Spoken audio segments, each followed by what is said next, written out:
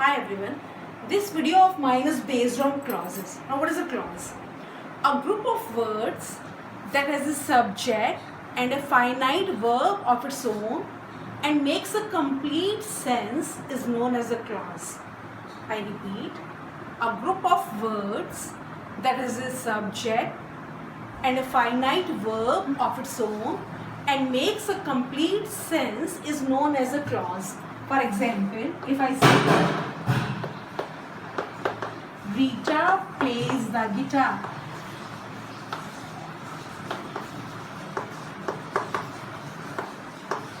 Now here, this is the subject and this is the finite verb and this is making complete sense. The sense is complete here. So this is a clause.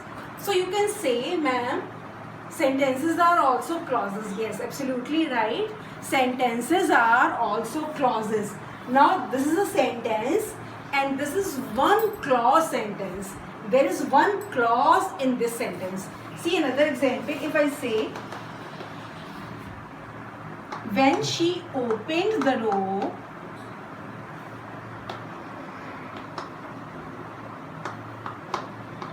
I saw her. Now, there are two clauses in this sentence. When she opened the door, second clause, I saw her. So, this is a two clause sentence. Similarly, the sentence can be three clause sentence also. For example, I say,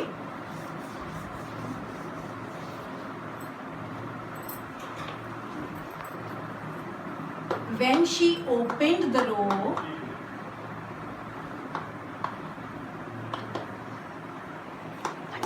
I saw her and she went inside.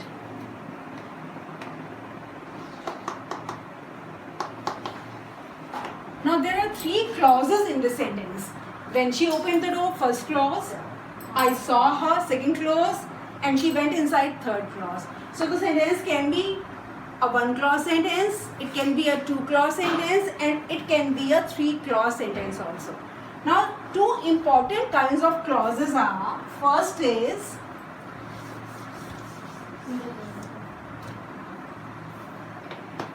main or independent clause.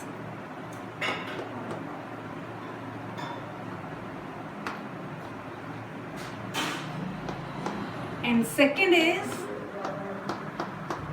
dependent, and at times we call it subordinate clause also. So what is a main or independent clause? There are four features of a main or independent clause. First is,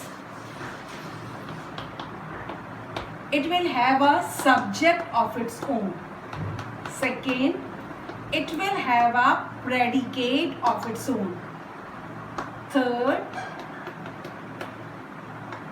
it reflects complete thought.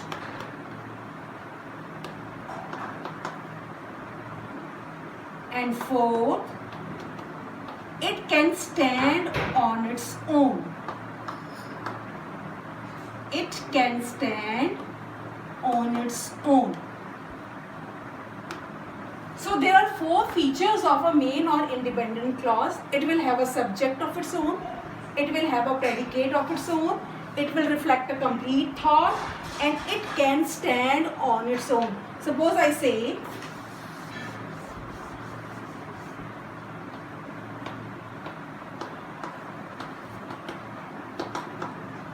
I like Chinese food. Now this is a main clause. This is not depending on any part to complete its meaning. It is reflecting a complete thought. It can stand on its own. So this is a main clause. Second is subordinate clause. Now what is dependent or subordinate clause? The features of a dependent or subordinate clause are, it has a subject, it has a predicate, but it does not reflect the complete thought, and it cannot stand on its own. I repeat, it has a subject, it has a predicate, but it cannot stand on its own, and it does not reflect a complete thought. Suppose I say, and one more point to remember, it is identified by a marker word or a conjunction. Either a marker word like though, although, before, after, these words will be there, or conjunctions or, and, but, so, these conjunctions will be there. So, see the example. Suppose I say, the parents filed a complaint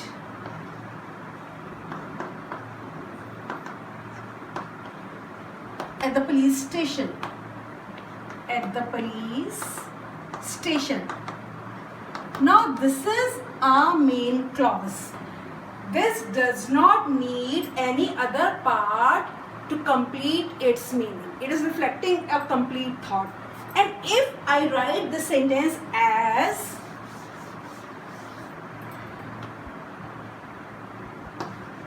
when the child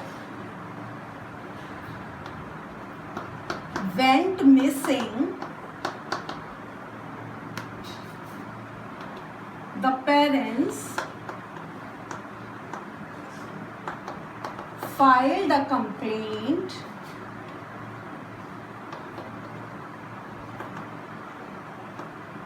at the police station.